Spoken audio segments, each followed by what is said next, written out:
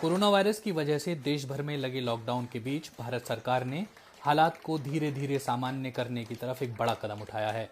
भारत सरकार ने फैसला किया है कि रेल यात्रा धीरे धीरे शुरू कर दी जाएगी।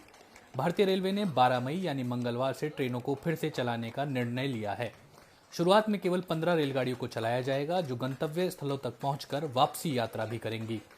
टिकटों की बिक्री 11 मई यानी सोमवार शाम 4 बजे से शुरू होगी।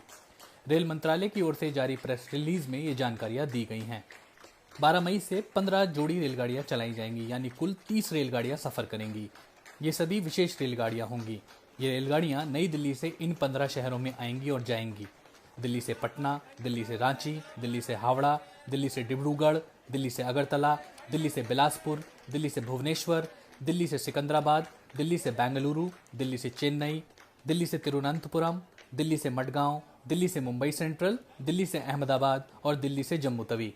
ये सारी रेलगाड़ियां वापसी यात्रा भी करेंगी। 11 मई को शाम 4 बजे से टिकटों की बुकिंग शुरू होगी, लेकिन टिकट खिड़कियां नहीं खुलेंगी। टिकट केवल IRCTC की वेबसाइट से ही लिए जा सकेंगे। जिन यात्रियों के पास टिकट होगा, केवल वही स्टेशन में दाखिल हो पाएंगे।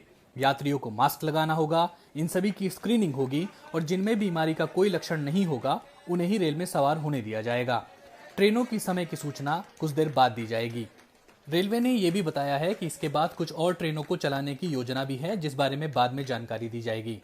रेल मंत्रालय का यह भी कहना है कि कोविड-19 केयर सेंटर के रूप में रखे गए 20,000 कोच अलग आरक्षित रहेंगे और उन डिब्बों का इस्तेमाल इन रेलगाड़ियों में नहीं होगा। इसके अलावा रेल विभाग को प्रतिदिन 300 स्पेशल श्रमिक ट्रेन चलाने के लिए भी तैयार रहने के लिए कहा गया है और मंत्रालय का कहना है कि वो इसके लिए पूरी तरह तैयार है। अब ये सवाल बाकी है कि भारत सरकार